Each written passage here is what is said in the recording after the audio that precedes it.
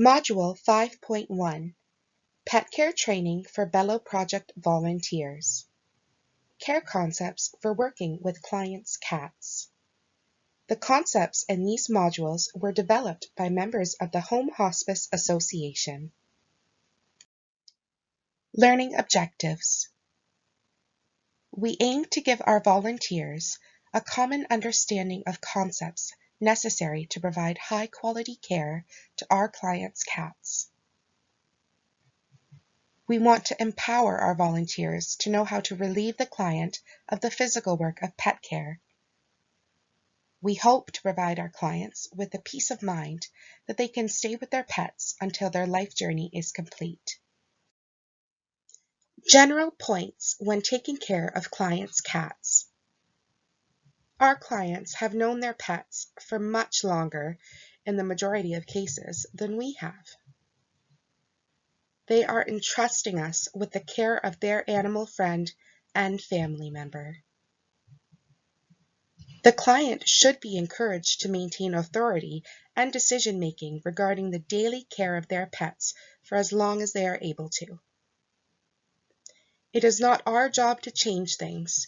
Rather, we should ensure the wellness of the pet while providing peace of mind for the owner, except in some cases when the owner and family members are absent, in which case we may become the primary caretakers for the animal. Every animal we will be working with will have a unique temperament.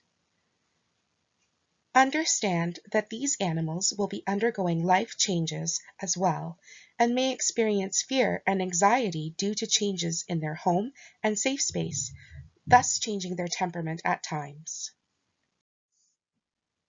How a cat interacts with you and other people depends on his disposition, past experiences, and the current circumstances. Shy cats will adapt to unfamiliar people and environments with greater difficulty and are more likely to react fearfully in new situations. You can be prepared to handle most cats by becoming familiar with reading their body language. There are some tips about reading body language here that will give you the tools to protect yourself, the pet, and others. The following images provide a helpful guide when learning to assess the body language of the cat. The angle of the ears, position of the tail, and overall body movement can all be used to assess various behaviors and attitudes that they are currently feeling. It is also important to remember that animals care more about your body language than the words you speak. Focus on the message your body is giving to the cat and pay attention to the cat's response. How to greet a cat. When approaching the cat, it is best to let him make the first move and approach you. Imagine yourself faced with a 50-foot tall giant, and then you can start to understand a cat's perspective. There are small things you can do to appear less intimidating. Avoid loud noises and abrupt movements that might startle the cat.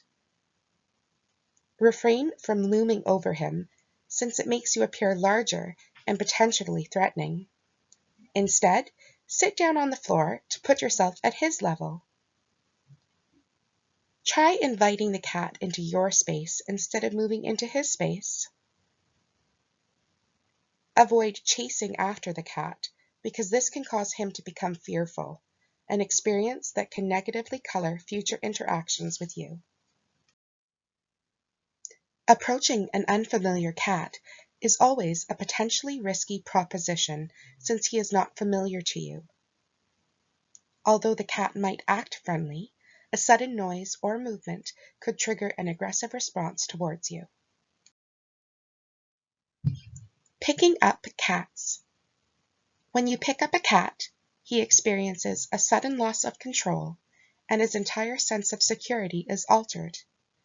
Some cats, especially if fearful in a new environment or more anxious cats, should not be picked up if at all possible to avoid further stress to him and potential injury to you.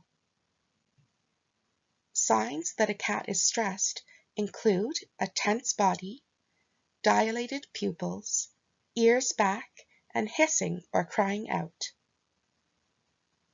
When you want or need to pick up the cat, you should always do your best to provide him with a sense of security while you're handling him. If the cat is feeling anxious or stressed, then he might struggle, potentially harming himself or you. As a general rule, you should use both hands to pick up a cat. One hand should scoop up his behind, while the other hand supports his front chest. Limit the amount of time the cat is dangling mid-air and provide it with as much body contact as possible to hold him securely. Avoid holding the cat in a death grip, since this will cause anxiety. Lifting cats by the scruff is never recommended. Females only carry kittens by their scruff in the first few weeks of life. Although some cats don't mind being scruffed, many find it stressful even if they do not struggle. Heavier cats might even find being lifted by the scruff painful. The better you know the cat, the better you will be able to read his subtle body language and predict the right time to set him down again. A cat may respond negatively to odors, such as menthol or strong perfumes, and will attempt to get away from these odors. Petting cats. When a cat rubs against you, this can sometimes be misinterpreted as a request for food. In some cases, overconsumption of food and weight gain may result from this miscommunication. Most cats prefer to be touched on the head and neck. A cat may become upset and even aggressive when people attempt to pet him in other areas. Certain cats will become aroused when you pet them for extended periods of time. They will often nip or catch your hand with their claws in warning when they have reached their limit. The best remedy is to avoid reaching that tipping point by reading the subtle cues in the cat's body language. The cat will go very still with only the tip of the tail twitching. His ears might be slightly lowered and to the sides, and sometimes his back will ripple a bit. If the cat is on someone's lap and he is already upset, rather than attempting to pick up the cat, it is best to simply get up and walk away. If you have your own cat, you will have to keep in mind that these cats, in most cases, may not behave the same way as your cats. Expect the unexpected and prepare for it. If you are ever in a situation where you feel uncomfortable or a cat is too challenging for your comfort, please inform your care coordinator who will address the situation. This does not make you unqualified to handle cats. Some cats are better with different people. All that really matters is that you are able to relieve the client's workload, look after the well-being of the pet, keep everyone safe, and have fun while volunteering.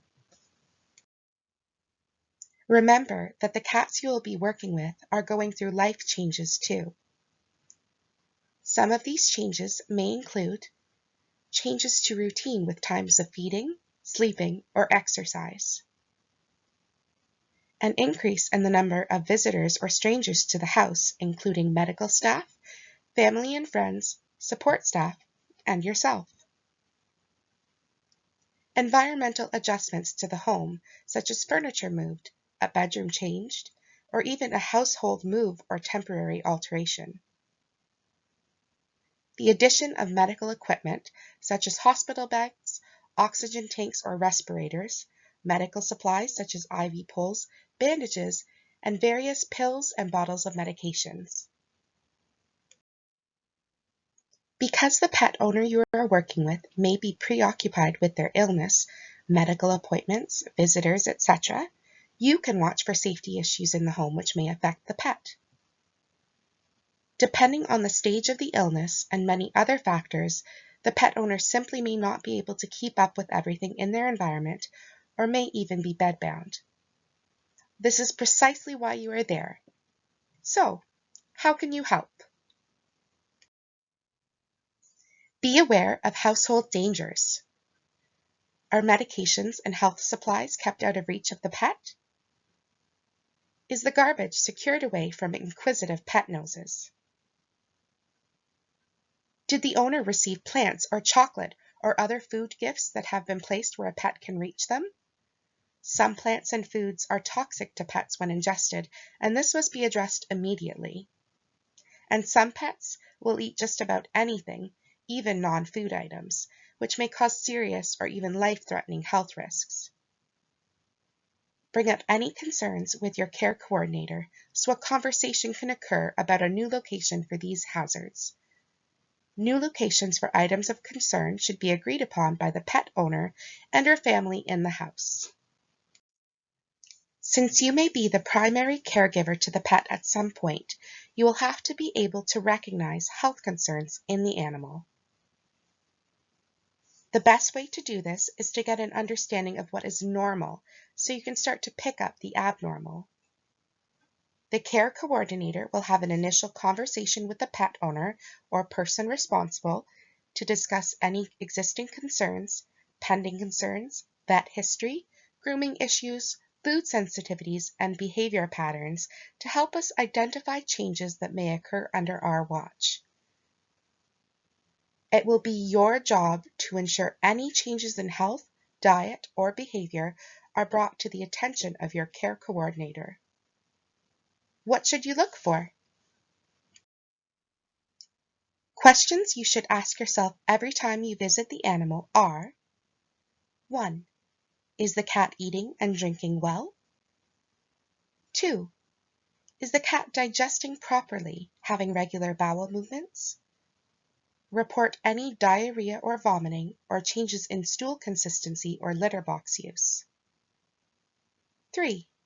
Is the animal behaving normally? Does it seem upset? 4.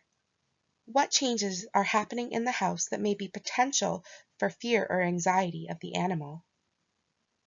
5. Can you preemptively create a solution when you foresee changes that may cause fear or anxiety in the animal?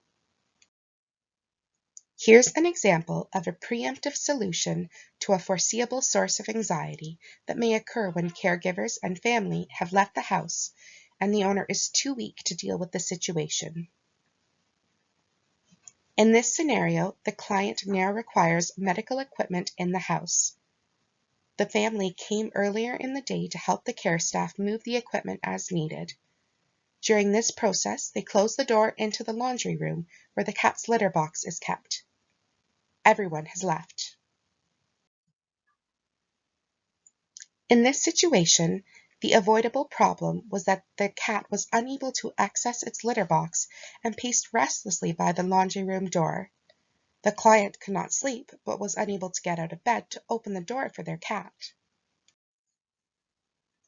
If you were able to foresee this issue when you came to care for the cat, you could have ensured that the laundry room door was open and the cat was able to access its litter box as well as food and water dishes.